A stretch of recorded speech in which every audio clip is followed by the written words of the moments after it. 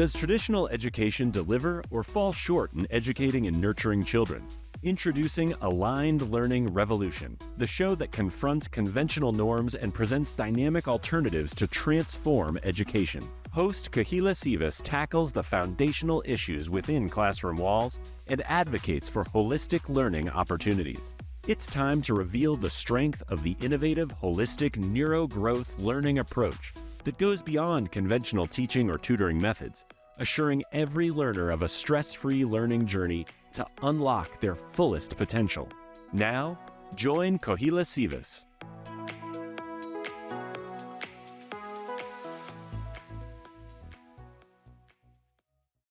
Hello and welcome to another episode. Today I have the pleasure of meeting with Venessa Smith, a visionary in the world of learning and growth at Bearing Tree Learning Academy, Root to Rise. She's not just any coach. Venessa combines her love for science, her expertise as a geologist, and over a decade of teaching to help students thrive. She believes learning is more than just grades. It's about nurturing your whole self, from your brain to your body and beyond. Venessa is passionate about making learning fun and inspiring curiosity in everyone she coaches. With her innovative, holistic NeuroGrowth learning success coaching approach, she is all about giving you the tools and the mindset you need for a lifetime of success. Venessa's mission is to guide every student on a personal journey of growth, helping them plant deep roots of knowledge and soar to new heights. Venessa, welcome to our show today. Hello, Venessa. Welcome to our podcast, and thank you for being here today. Thank you for having me, Kohila. Awesome. So you're a teacher. You used to be a teacher. Now you're a holistic NeuroGrowth learning success coach. Now, before becoming a teacher, how did you decide to become a teacher? Tell us a little bit about your story, how it all began. Yeah, so I've always really been interested in science. Science has always been a love of mine, and I went to college and got a degree in geology and worked as a geologist before becoming a teacher.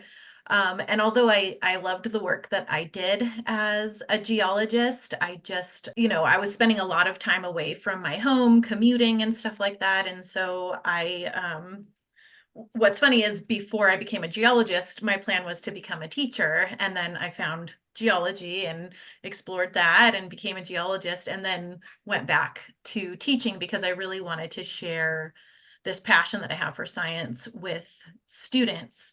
And so I left my job as a geologist and went to school and got my teaching credential in science. So it's always kind of been a love of mine, the science. And then, yeah. So let's take it back a little bit further. Like, how did that love of science come? Is it through your parents, or it's just natural? Tell us a little bit about that. I think it's natural. I, as a kid, was always playing in the dirt and the mud. I was outside. We had like a little farm growing up. So we had chickens and pigs, and my dad was interested in gardening and kind of like living more of a holistic lifestyle. I grew up eating the meat that we raised on our little farm. And so I think just like interacting with the animals and then being outside, like I just love nature. I love being outside. And so I think through that, that's kind of what really sparked my interest in science. And then just because for me, like science is kind of, it's a way of knowing. So it's like a way of making sense. Yeah, making sense and, learning truths, testing them, failing. And so I think, yeah, just as a little kid, playing in the dirt, yeah, experiments. And then I had a 5th grade teacher who was totally into rocks, and I went on this cross-country trip with my family, and she said, your homework assignment is to collect a rock or some sand from every place that you go and bring it back to her. And so, she kind of sparked my love of rocks and geology really at that point. Yeah. So that's really awesome. I just want to touch what you just shared and share that with parents who are listening. is we sometimes say, I don't know how I can sometimes instill the love of nature, or how am I going to get my child to love something. This is how it starts, because it starts by taking them into the nature, because science is everywhere. You don't need to create a special environment. You just only need to go outside, or even inside the house. There's so many things we can do, right? So you had that introduction where you were able to explore, experiment, test, and play hands-on. This is the real play. This is where real learning happens. And then you had a very important teacher in your life that showed, look closely at things you see, which is rocks, which is where you focus. And that's how it all started. And that's all our children need. This excitement for the world we live in. When we get excited, our children get excited. They become, in their own mind, they're researching while they're playing. They are researchers. So love it, love Yeah. it. Yeah, play is a huge way for kids to learn. And I always like encourage parents to take their kids out on nature walks, because there's like nature mysteries everywhere. I do it with my nieces and nephews when we go out and we're on a hike or something, and we see, like some footprints on the ground. And so to be able to use that as a nature mystery and explore it, it's like an invitation from nature to ask more questions, to learn more about what it is. Where did it come from? Where was it going? Like so many things just by a set of footprints, or the way that Leaves. leaves, or the way that a bush moves in the wind and leaves a mark on the ground, or the leaves in various states of decay. Like there's so much that you can do with kids out in nature that really kind of sparks their intrinsic interests. Kids are really curious. And so if parents can really hone Tap in on into. that, and tap into that and then explore that with their kids, I think it's amazing. Yeah. Because our kids And have such great, curious minds. So tapping into that is yeah. really awesome. And also this age where we're living right now, it's all like at fingertip, right? I can just take a leaf on my phone and teach my child about what leaf is this, which tree is it, what is the life cycle. All of it is there. Before, we had to go to the library and take a floppy disk or something, or encyclopedia, and look through it, and then we can 10 be cents a knowledgeable. copy. If you're making copies, you got to pay 10 cents a copy from the copy machine. Yeah, yeah. So it's Oh, such an college days. information. There's so much information, but parents need these ideas. We need to spark these ideas in our minds. And Yeah. while I was, when I had my son, I learned so much learning with him. Mm-hmm. About trucks. I don't know anything about trucks. I knew all the names. I didn't know anything about all the fish that are in the ocean. And I watched Finding Nemo for the 2000th time that I was Yeah, forced to such a watch. good movie. Such a good movie. I memorized it. Uh-huh. Yeah, I could Right? sing you some songs. Yeah. And then also, there's so much we can just learn with our kids if we commit. And that's why I don't like the word education. Because Mm-hmm. education, we kind of have to set it up and it happens in like an institutional way, right? Whereas Right. learning is everywhere. Mm-hmm. We can learn from so many. Yeah. And the more organic it can be, it just kind of flows. So yeah, like that structured approach, it's not really necessary, just Yeah. take an interest of your kid and then run with it. If they're interested in dinosaurs, or like me, rocks, like just Yes. explore it, because that's really what's going to motivate them too, is learning about something that they're interested in. Yes, absolutely. So you became a teacher, but then you left teaching. Mm-hmm. How come? What happened? Yeah, so I I was teaching at a school in a very small community, and so I was basically the entire science department.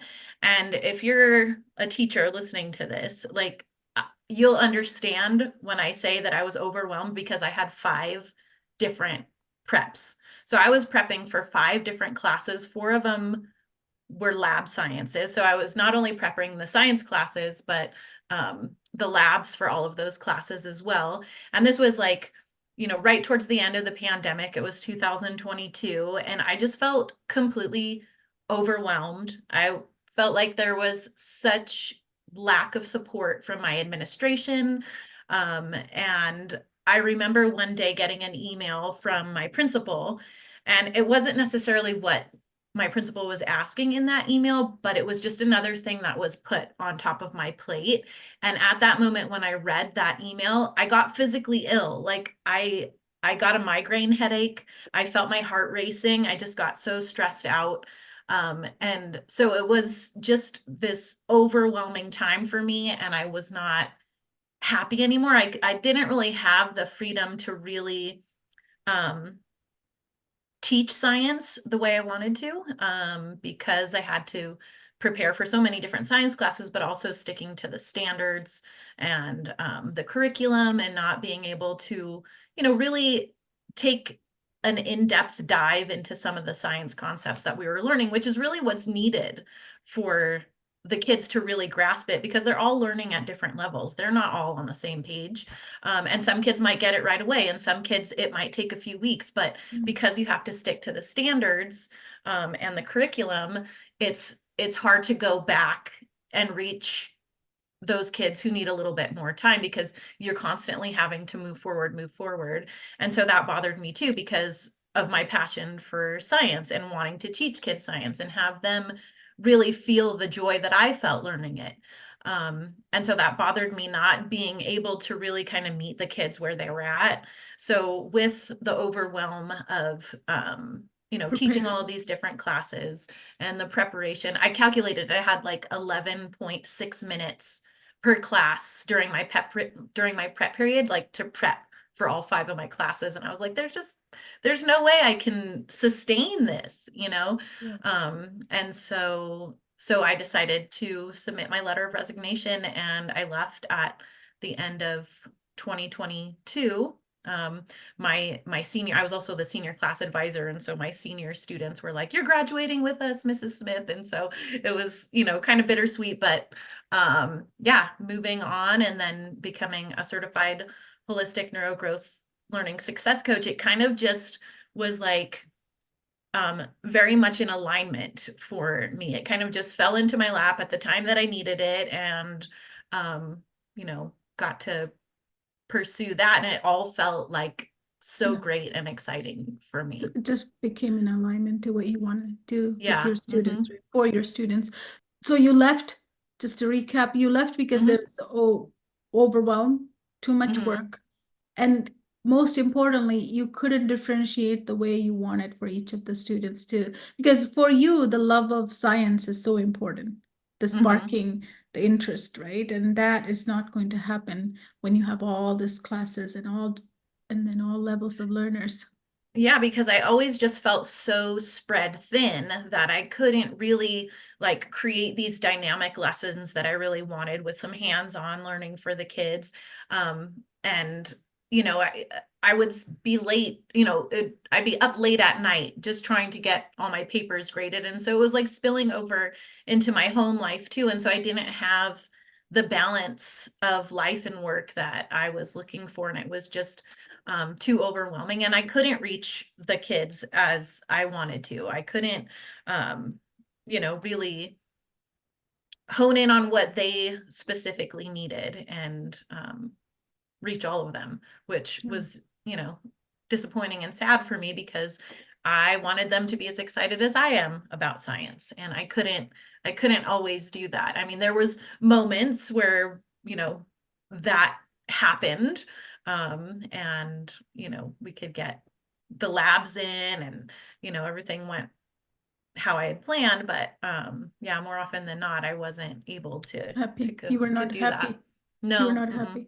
So No. why is it so important, you think? Like, I think science, learning science at this point in life for many of us, and schooling for many children, it's not as much as what we used to learn. It's kind of getting different, right? It's starting to become different, and kids are not encouraged, or they're not curious anymore about many things.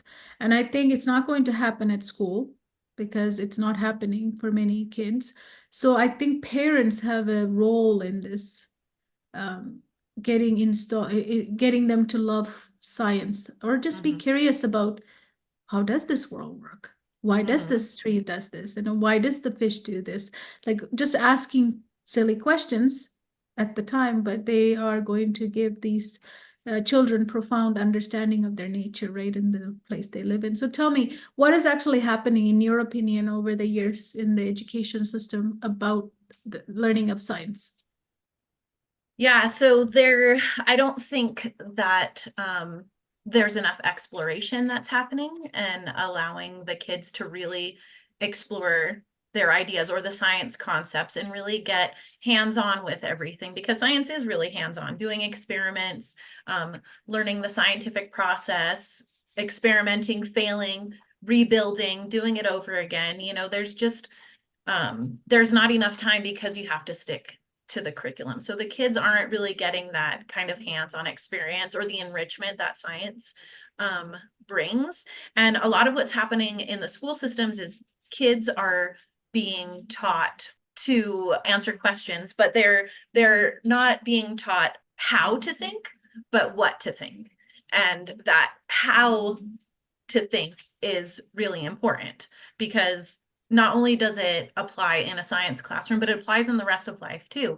If you are consistently being taught what to think, then you don't have that free will, that ability to kind of explore your own thoughts or ask all the questions and, dive into that. And so I think that's kind of what's lacking in schools and science too, is the So how to think.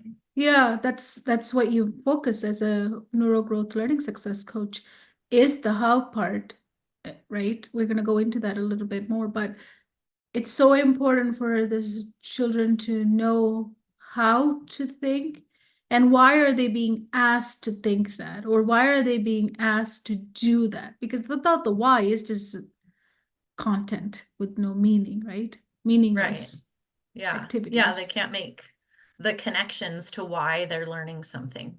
And that's important, and an important piece of what I do as a learning success coach too, is like everything that I'm doing with my kids, I'm explaining to them why we're doing it, where does it apply in the world, so that way they see the bigger picture and not just these like little segments of what's happening. And I think that's what happens in school too, is that we learn, kids learn things in individual classes, but how does the history connect with the science and the English and the math? Like they're not all integrated with each other, when really everything is connected. When we're looking at the world as a whole, Mhm. all of the pieces are connected. And Absolutely. so So it's that's kind the of, holistic part. yeah, that's the holistic part. So I get to do that with my students now, and really learn what it is that they need specifically. I get to learn what kind of learner they are. Are they audio, visual, tactile? And then, just really develop what we're doing together based on what their needs are, and looking at them as a whole person and student, and not just, what's at the surface that I can see. I can So help. there's a big, almost like a myth or misconception that anytime a child struggles with math, we get a tutor. But we never get a tutor or even someone to help when the child is not exploring science, right? It's hard. It's only in the higher level, like it's parents ask me, can you tutor my child in chemistry or biology or physics? Because it's harder now. By Mm-hmm. then, the subject splits up into 3 parts, 4 parts if you're doing earth science and all this stuff, right? Mm-hmm. Now that's kind of too late because it needs to happen way, way, way before. But for some reason, parents are not inclined to find a tutor or some help while they're starting off. Wouldn't it be beautiful for our kids while they're young to explore rocks, explore vegetation, explore seasons, because they just have so much time. Don't you agree? Like there's so much Mm-hmm. time and they're very curious about, their mind is full of curiosity. You just Yeah. need to. feed that mind that's looking for Mhm. stuff to learn, right? Right. It's like the opportune time to tap into that curiosity and then help to develop that, because you never know like where your next engineer is going to be, or your next astronaut or scientist, who's going to make these changes. And if parents can give their kids that kind of enrichment, and that's what I think of it kind of at that age is, their minds are curious, they want to explore, they want to know about things. And so if you can, as parents, give them some science enrichment and help them to kind of explore it, and also kind of at their own pace and at their own interest level, then that really will help to develop and maintain their curiosity. Because Yep. I feel like at the higher levels of school and into high school, some of that curiosity fades, that desire to want to play and learn and ask questions kind of fades away. And I think it's so sad, because like that, I still feel like a kid sometimes because I'm always asking questions and curious, and but it's But you important. develop that. You develop that Yeah. neurological pathway. It's like really like a superhighway. All you can Hmm. think of when you see something is how, why, right? I can ask my husband. He'll we're on road trips and I'm like, oh, so yeah, having that is important.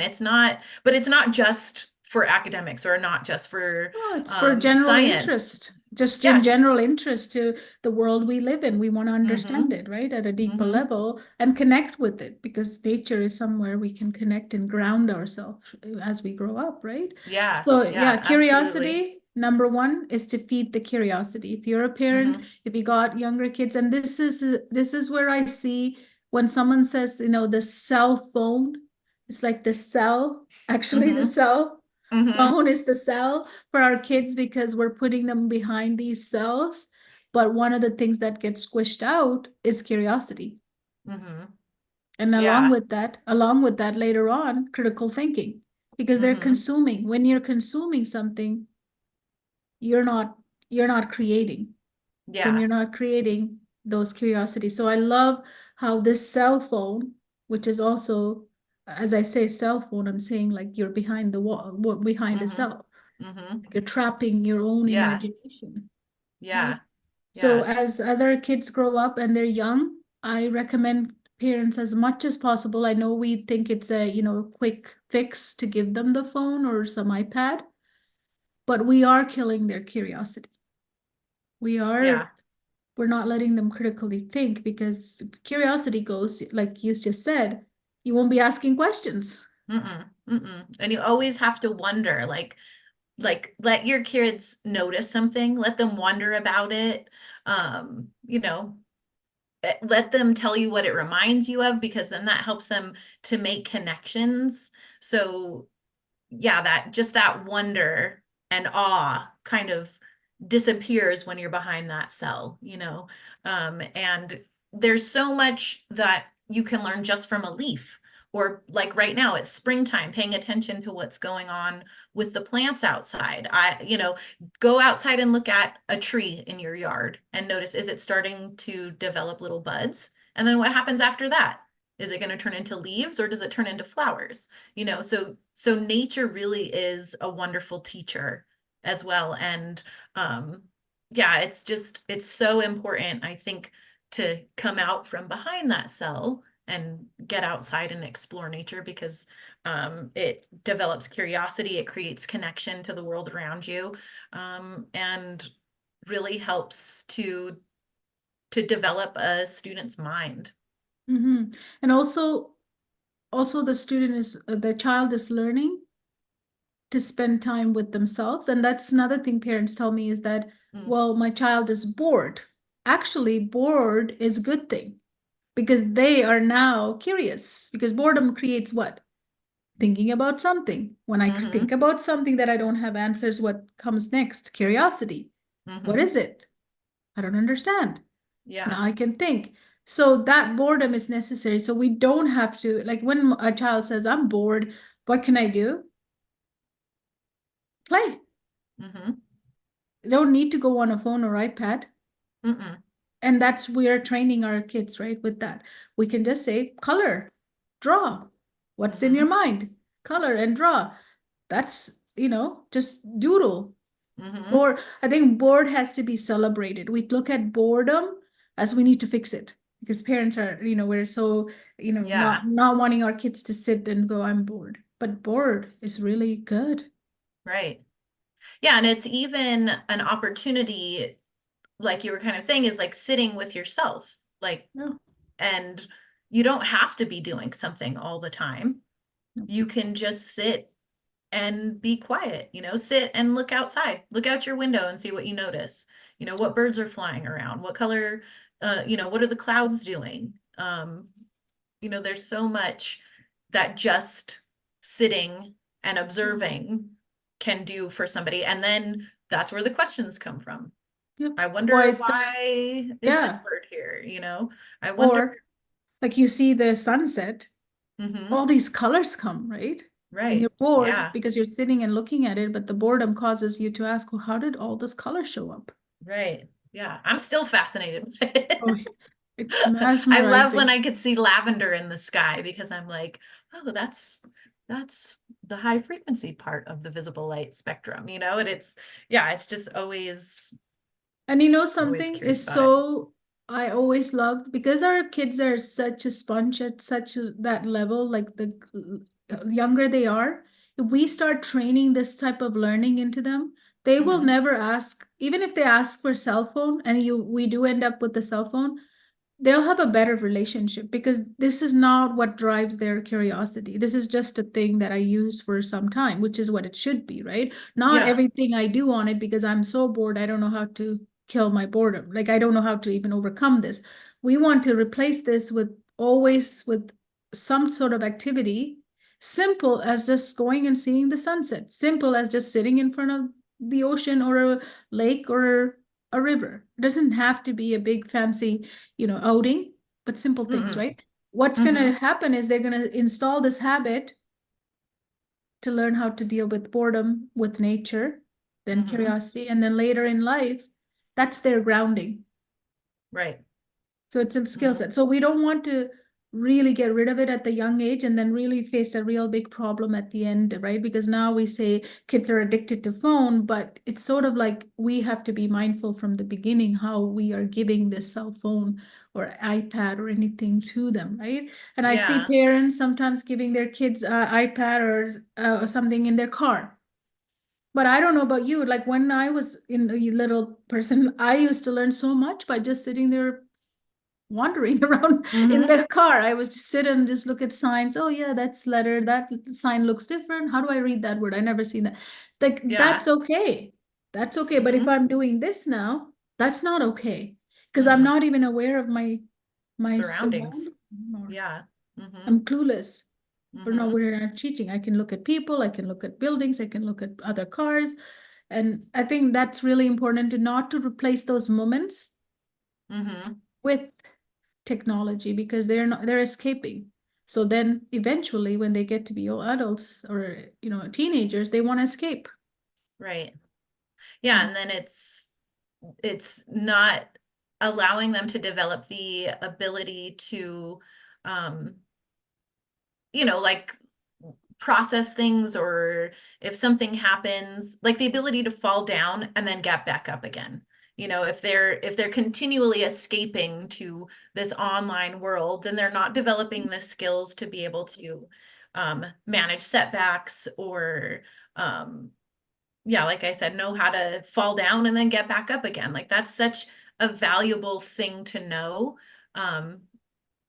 because there is going to be times in life where things aren't always happy and exciting, and you get bored or sad or something, and then it's what you do after that is going to make a difference.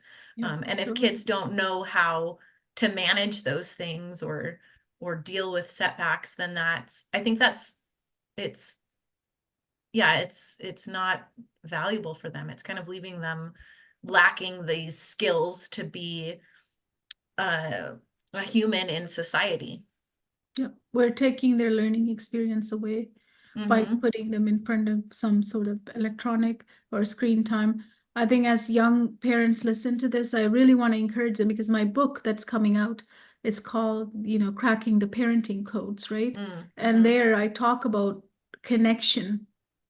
So important to connect with our kids and be present when we're connecting, and them connecting with the earth and the nature, right? So Yeah. they become a scientist. I mean, this is another thing that I've always thought about, like how easy it is for a kid to memorize the periodic table. And then how cool would it be to go and let's go find some carbon today. And now carbon, this is the atomic number. Even though they may not have meaning when they're young, but can you imagine that kid when they show up in grade 10 or 12, when they got chemistry coming up? They're like, oh yeah, I know about carbon.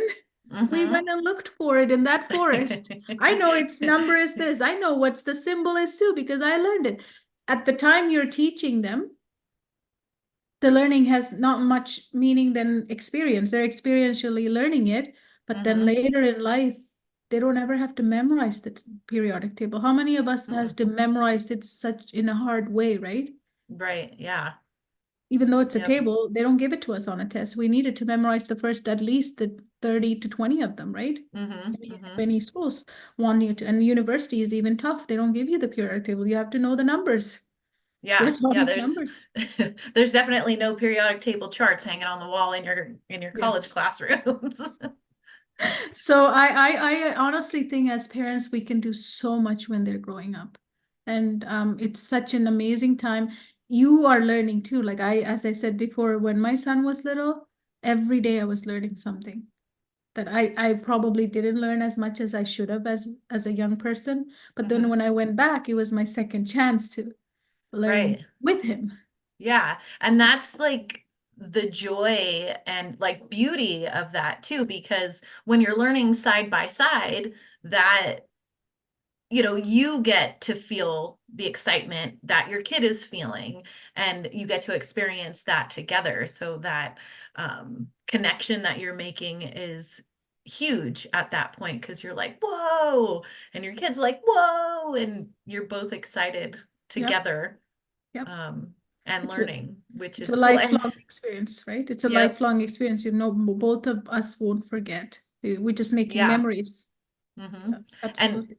it's always there's always something to learn. There's always a learning experience that's surrounding you. I mean, just like your example of being in the car and looking out the window, and whether it's buildings or nature or signs on the road, my nieces and nephews, we always play a game in the car where we're looking for like letters of the alphabet, or we have to say, an animal that starts with a letter in the alphabet. And so just little things like that, or at home doing little experiments with your kids, building a little, learning about Newton's laws of motion, and then building a little balloon car out of things that you have on hand at home.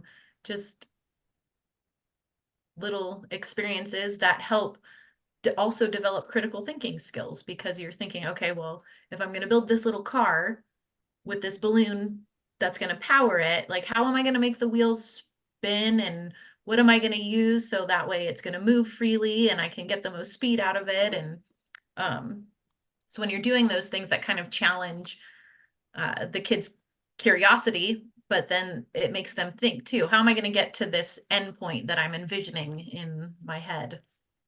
Yep. Absolutely.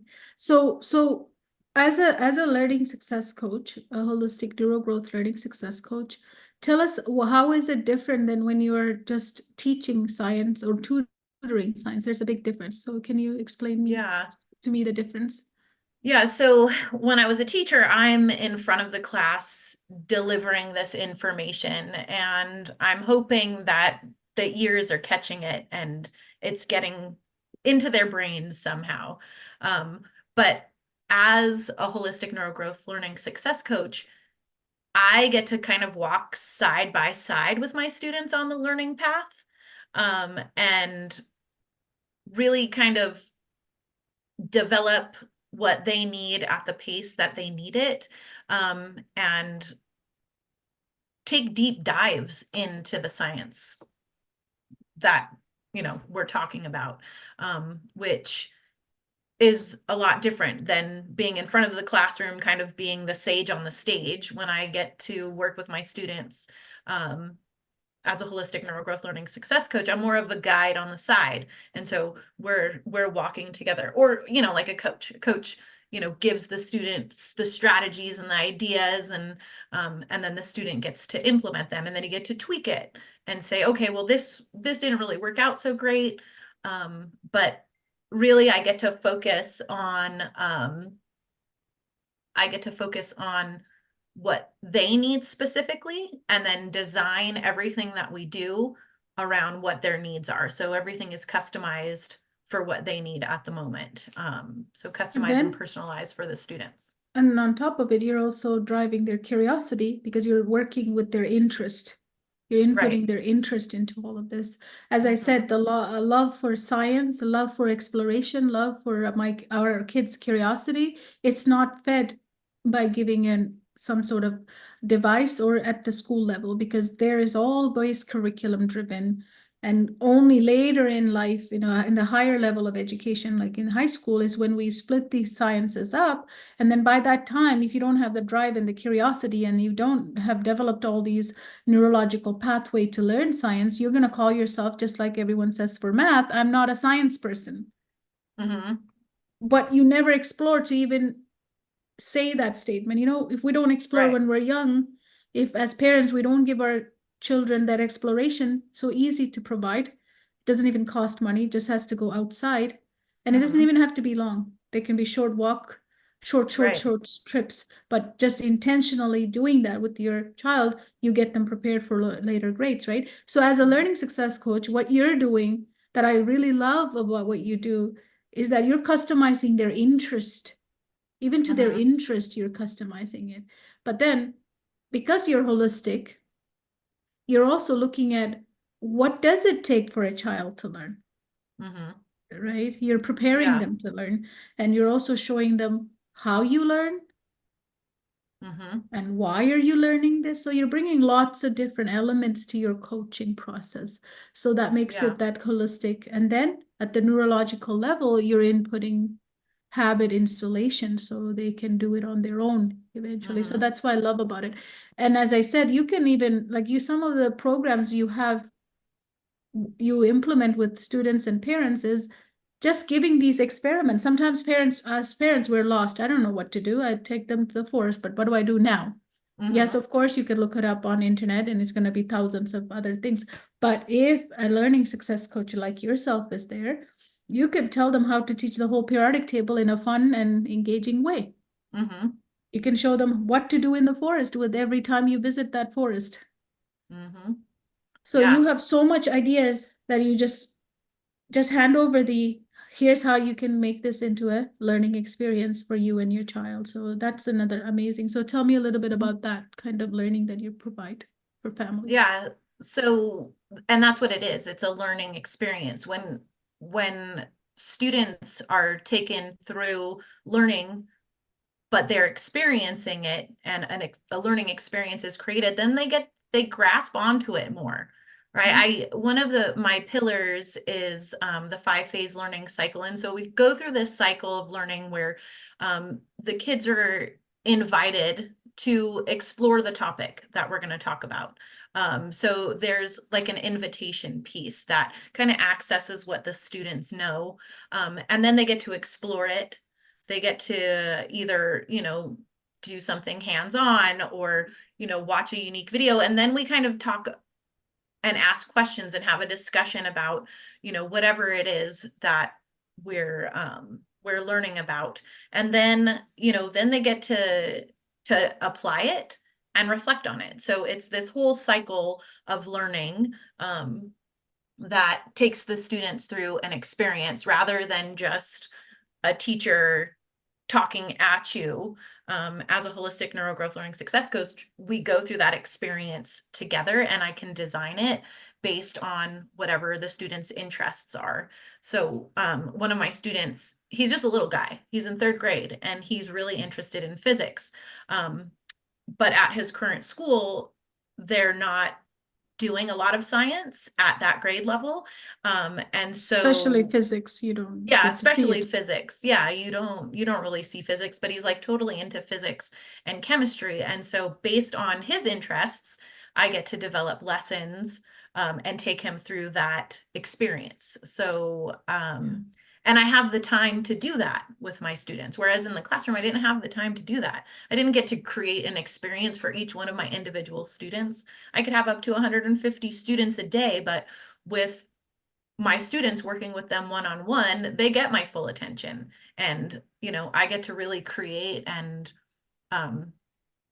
Experience with them. yeah, create the experience with them, which is really great for me too, because then I get to be creative and access that part of It's my important for a teacher, right?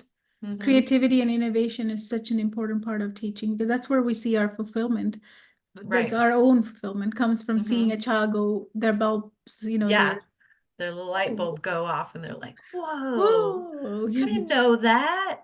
That's, yes. yeah, that's definitely And then they'll a remember bonus. Mrs. Smith taught me that when I Mhm. was in grade 5. We did this. Experience always are in your mind versus Mhm. sitting with the book and learning this, right? And that's why I love Yeah. your program, because you're making it experiential and customized and personalized to the interest and the families. And they can Mhm. even have projects from you that they can go and explore on their own as a family. Yeah. And you know, some of the programs you've been shared with me is the periodic table. I think that's an amazing program for parents to start. And I mean, how many things can we learn from that periodic table in our nature? Yeah. Yeah. So many different things because I mean, you've got solids, liquids, gases. And so each of those all come with their own set of things to explore. Um, And then how does our body take on some of those, and why is some of them mhm. toxic to us, whereas some of them are nutrition to us? Yeah. And it goes into on and on into different There's so sections. much. They're And you could intertwined. even then explore the stars because that's exactly where all of the elements come from. Up until iron on Yeah. the periodic table, everything is created in a star. It's only after a supernova explosion that we get all the rest of the elements on the periodic table. So it could lead you from Earth to space, back to Earth again, and all these different, Yep. yeah, it's Absolutely. an There's exploration. yeah, Oh, it's so 100%. exciting. Yeah, I love what you have for parents and students. Definitely, I love how you have Yeah. taken what you love and you're implementing it and sharing it with others. So that's just amazing. Yeah. Is there anything you want to tell parents who are listening to this, you know, our conversation here, that they could do on their own right now, right away, today? They can do Yeah. something. Just, yeah. What you can do right now is just walk outside with your kid. Like that's an immediate thing that you can do with your kid. Whether you live in a city or you live in a rural area or wherever you live, you can take a walk outside and have some nature exploration. Find a nature mystery. Well, how did this leaf get over here? None of these trees have this same leaf. Where did it come from? You know? And so just getting outside in nature is huge, and it creates a connection that's deeper than just the science.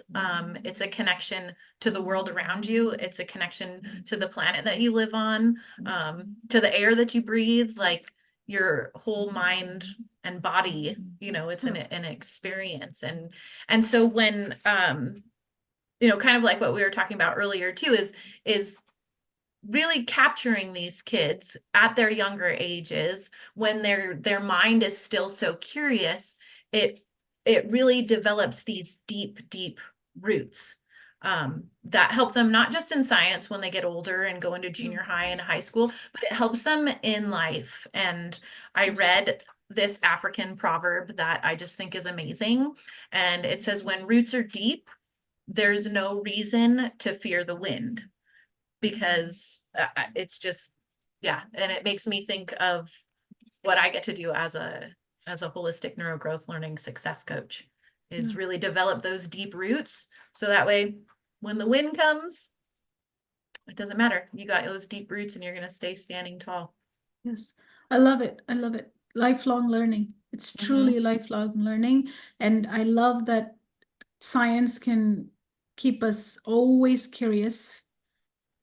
Always, there's always something we have to think about. Why, right? I just love that excitement, and I love seeing that, and I know you're doing that for many students. So thank you so much with sharing with us. And as a NeuroGrowth, holistic NeuroGrowth learning success coach, Vanessa's programs are amazing, because even if you're kind of feeling like as a parent stuck, like not knowing what to do, and we don't purposely give our kids the phone or the iPad or the screen time, right? We are kind of busy. We are busy. We're all busy, right? So therefore we give it. But by having someone like you already give me an experiment, I can just tell you, my son's 17, what can I do with him now, even, right? I can just tell you, and you have that mind to produce a experiential plan for us, and then we just take it and we just implement it. And I watch you sometimes in some of our meetings, and you're like either like pickling some vegetables, storaging them, you're cooking. Like, you eat so much better than I could ever eat, because of your upbringing in the early research you did. You know how to cure the vegetables, you know how to Yeah. preserve Grow them. 'em. Yeah, love it, love it. I don't Yeah. have And those that's, yeah, well, that's another experience for parents too, just in the kitchen. There's kitchen science. Or go out and plant some seeds in the yard and look at the seed, and then know that there's a baby plant inside that seed. And when you put it in the ground and you nurture it and help it grow, then what happens next? You get little leaves. And then after the leaves come, what happened? That's a whole experience for parents to do with their kids too, whether it's vegetables or flowers or whatever. Just get a packet of seeds, read what it says on the back, and go out and plant something. And then, it creates a connection with you and your kid too. Let's go water our plant today. Did it grow? And then the kids take such ownership over that. Yeah. They get so excited. They're like, that's mine. I planted that seed, Can and you yeah, imagine them just cutting again, a cucumber when it does oh my the gosh. harvest season come? That child actually grew from a seed to a Yeah, cucumber or whatever vegetable we planted, and right. just cutting that and putting it in our mouth and saying, "I grew this." Yeah, That's a talk proud about being moment. proud. Yeah, talk about being proud. That's like a trophy right there. You're like, look at this cucumber I And then grew. telling everyone who's also eating, I grew Yeah, that. I grew that. I watered that, and I took it from a seed all the way to that, and you're eating it. It Yeah, just gives them appreciation, love, right. compassion, so many skill sets we can teach through just growing a plant. And it Right. doesn't take a lot. Just, I mean, No, it's less than $1, these seeds are right. nowadays. Right. Yeah. Right? Yep. And you So, can go out there and learn. Nature teaches us so much stuff. Just, yeah. yeah, take a walk outside and, like I was saying, look at the trees, look at what plants are starting to grow, here in the northern hemisphere where we're going into spring. And Yeah. yeah, just learning experiences are You all just, around you. you make me excited. I'm gonna buy. I'm excited. I've actually used to think I kill plants, Yeah. whatever we tell ourselves is who Yeah. we Yeah. become, right? So I would Mm-hmm. always say, I'm not that, what do they call it? Green thumb or whatever. I'm not that Mm-hmm. person. Mm-hmm. I'm not that person, until my, daughter gave me a plant when she left where we're living to another city. She said, I'm not going to take this plant. You're going to take it. I said, no, no, no, no, no. Don't give me plants. I cannot take care of them. I mean, this is an indoor plant. And she said, no, this is me. You're going to take care of them. She said, this is myself. I'm giving it to Yeah. you. And I'm like, okay, she gave herself to me. Now I Yeah. gotta I take gotta care take of care of care of this. it. She'll come back and notice I killed it. So I had no choice to tell my mind Hmm. that I am a plant person. I can take care of it. I mean, this was true. I can even show Yeah. you a picture of it. It's now living in my house over now a year and a half, and it's doing really well. I mean, Awesome. we both learned to take care of each other, and I didn't tell it, I'm going to kill you. I said, I have to save, I need to protect you. And, Hmm. plants grow with our love. We can Right. talk to it, and it does Absolutely. work like that too. So Yeah, I'm now it become does. a plant A plant person. mama. Yeah, Hmm. plant person. And I have then, since then, grown some tomatoes, Ooh, fresh love it. tomatoes, and the green ones are so yummy with Hmm. salad, right? We Hmm. always buy the ripe one, but actually when they come and they're little and green Hmm. from the vine, you make it into Yeah. a salad, it's epic. So Yeah. And when you get a homegrown tomato, it tastes so much different than what you buy in the Oh yeah. stores. Like just the flavor is And so the juicy and amazing. the water in Yeah, there is all yeah. good. And there's, that connection. You were saying that, plants grow because we love them. There's science that backs that up. It's just not woo-woo stuff. It's Mhm. science that backs that up, and plants communicate with each other too. Yeah. They send signals when they're, if there's a bug infestation, they're sending signals to other plants and warning them. So Yeah. it's that field that we're working in and communicating with our plants. But there's science that backs that too. It's not just woo-woo stuff. No, no, absolutely not. I've seen it. I mean, there's an experiment that was done where they had a plant, they were talking and telling you're not going to grow, you're useless, you're not going to live up to any longer. And that plant was stunned. And the other plant, they kept it separate and they were saying, you're wonderful, you can grow, you got this, you're good at this, keep going, keep going. And it was growing taller. Yeah. By the days, it was like different. I mean, Yeah. they have, they Yeah, listen to you. yeah, they do. So be careful what you say to them. Yeah, yeah, I know. I go out in my greenhouse and Like say, all I did was hello, that's my difference, right? everyone. Right? Yeah, yeah, the Yeah. greenhouse. Uh-huh. But that was what I did different to the plan that my daughter put herself onto it. Now I have no way of saying, I'm not a Yeah, good, I can't. I Yeah. can't take care of you. I'm not a good person. I'm not a good person. I had to say it. I'm going to take care of you. You're okay with me. I'm going to take care of you. I'm going to water you just enough so I don't overwater. Before I wasn't even paying attention. I would not water things. But that's why it was dying because I would not give what it needs. Yeah. Because I wasn't taking care of it. And I would always say, that's another story, right? About mindset, how we tell ourselves certain things Yeah. and we're never that person. Like we're not math, we tell ourselves, I'm not a math person. I'm not a science person, but that's what you're telling yourself. Right. You're limiting yourself. You're creating a box that you're Yep. putting yourself in when really like outside of the box is this whole huge place to explore and learn from. And so by telling ourselves those things, we're really limiting ourselves. And that's not where you want to be. You want to be able to have the strength to explore, Absolutely. and the desire and the curiosity to explore. You don't want to Absolutely. let yourself be limited. No, no. Be curious. That's Yes. our message. Be curious Uh-huh. and then put in creativity and your children will love what they're learning. Yeah. Learning is everywhere. Love your program, Vanessa. Thank you for sharing. And I'm going to have in the show notes, they can reach you because I know you have amazing programs and you make science easy and fun, And which is fun. so Yeah. important, so important Yeah. for our children. Earlier you start, make simple experiments. Just let them play in the dirt like you did. Yeah, absolutely. You learn a lot from playing in the dirt, let me tell you.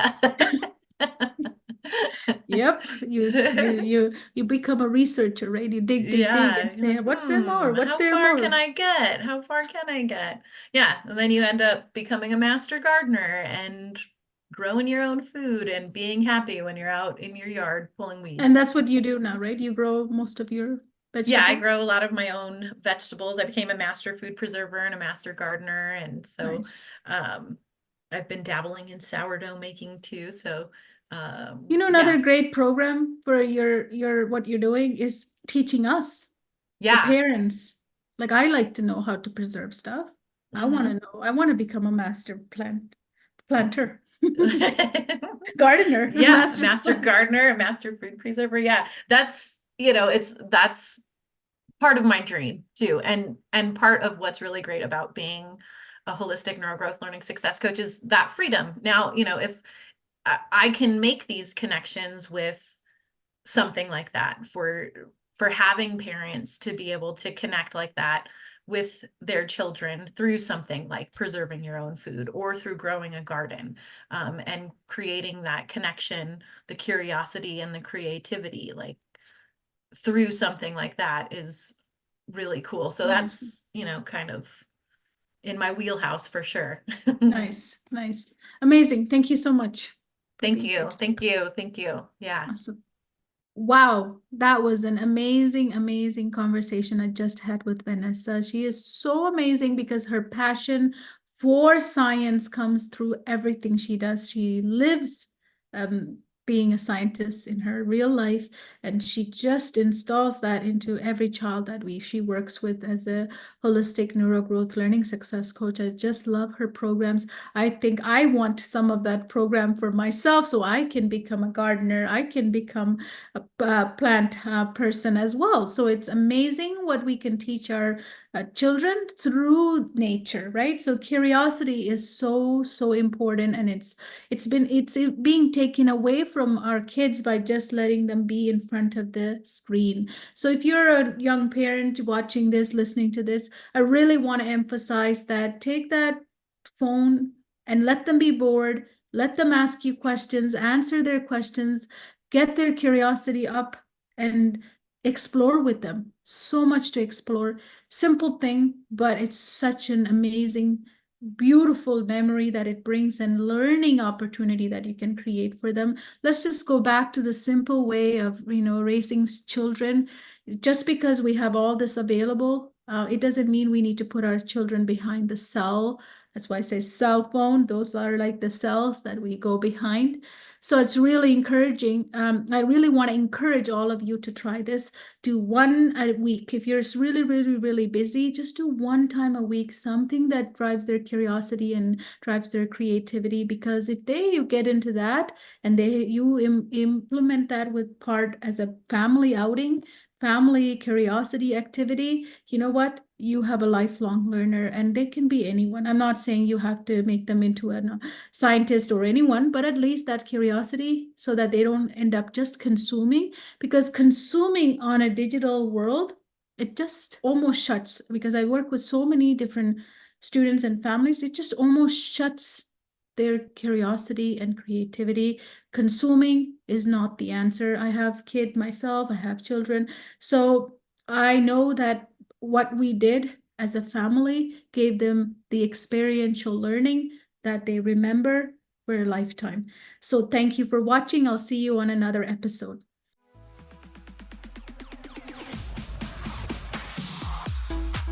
Thank you for tuning in to today's episode. Our purpose for this episode was to spark a reevaluation of the current education system. For more episodes offering practical and comprehensive strategies to enhance learning, please visit www.learningsuccessacademy.com. It is crucial to ensure that children have access to the holistic NeuroGrowth learning approach, enabling them to break free from the constraints of an outdated educational framework. This is your opportunity to gain insight and break away from a flawed system, setting your children on a path to lifelong success that truly nurtures their thirst for knowledge. That's all for now. We look forward to having you join us for the next episode.